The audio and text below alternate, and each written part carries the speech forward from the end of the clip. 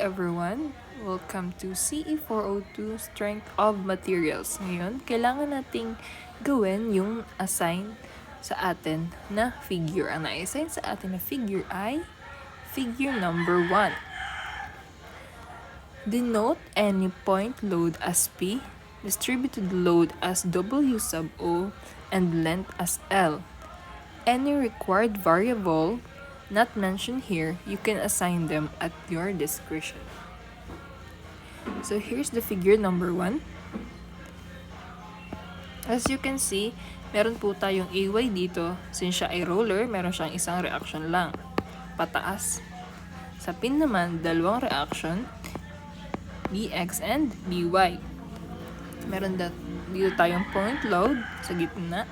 At ito naman yung distributed load natin. As you can see, distributed naman at even nga. So, narito na yung step-by-step process ng item number 1. Una natin gagawin na yung paghanap ng AY. Paghanap sa support reaction AY. Bago tayo makagawa ng diagram, kailangan muna nating malaman kung gaano kalakas ang tulak paitaas ng support A. Ginamit ang summation moment at D para ma-isolate si A. Ang solution, AY times L is equals to WL L over 2 plus P L over 2. AY is equals to WL plus P over 2.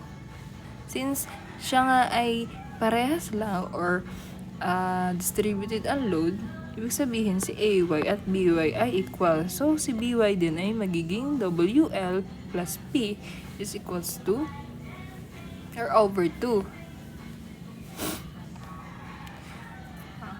Dito, ang WL ay total ng load mula sa distributed load at ang L over 2 ay ang layo ng center nito hanggang dulo.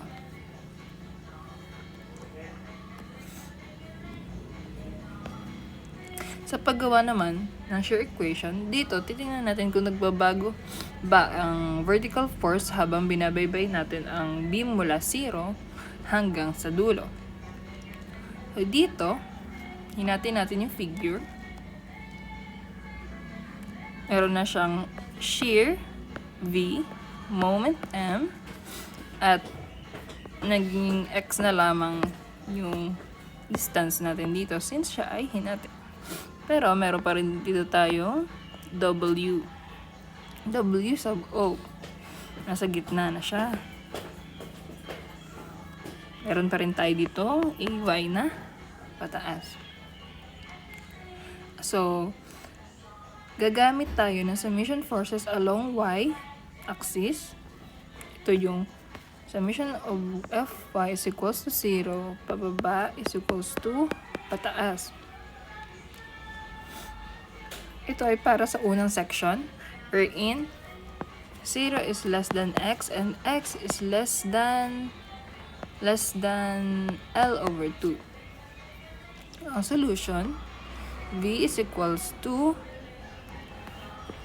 WL plus P over 2 minus WOX.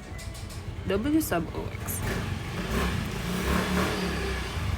Dito, at kung makikita natin at X, ang shear ay katumbas ng W sub O times L plus P over 2.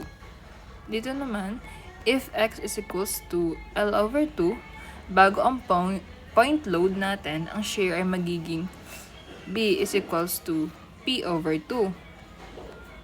At dito naman, sa X, makikita natin na nag-negative sila. Ibig sabihin, nagbaba sila or bumaba sila. Biglang pagbaba ng value, magkakaroon tayo ng jump sa diagram. Dito, if X is equals to L over 2, ang V natin ay magiging negative P over 2. While here naman, if X is equals to L, ang V natin ay magiging negative W sub O times L minus P over 2. Sa pag-compute naman ng moment, kukuha tayo ng moment sa ating arbitrary point na x. If x is equals to W2 at if x equals to 0. Here, makikita lang natin na sinubstitute lang yung x sa 0 at ang m natin ay magiging 0. So, if x is equals to L over 2, ito naman yung pinaka-peak ng iyong diagram. Sa pag-solve na to, ang kakalabasan ay m is equals to W sub O times L raised to 2 or squared over 8 plus P times L over 4. Mapapansin natin na sa dulo here, x is equals to L, ang moment ay babalik pa rin sa 0. Dahil simple supported ito, yung ating binigay na figure ay simple supported at walang fixed resistance sa rotation sa dulo. At sa pag-visualize naman ng ating diagram, ito, nagawa ko na siya. Nagsimula siya sa taas, pababa ng shear, pahilis, pababa ng pahilis or linear. Ito siya. Dahil sa W sub O. Tapos may biglang pagbaksak sa gitna dahil sa P. At iyon, ganun pa rin at tumaas ulit siya. Dahil ang malalaman natin, ang AY at BY niya ay both positive. Positive what? Positive W O times L plus P over 2. Nag-negative siya dito, pababa. Ito din, bumaba. Nakat sa P. May sudden na jump, pababa. At bumalik uli sa taas. Bumalik sa 0. Dito naman tayo sa moment diagram. Hugis parabola ito dahil distributed load. Sabi nga ni sir, kapag distributed load, talagang magiging parabola itsura. Which is yung mga x squared ang equation. So, ang pinakamataas na point here, nasa gitna. Sakto ko na saan ang point load P.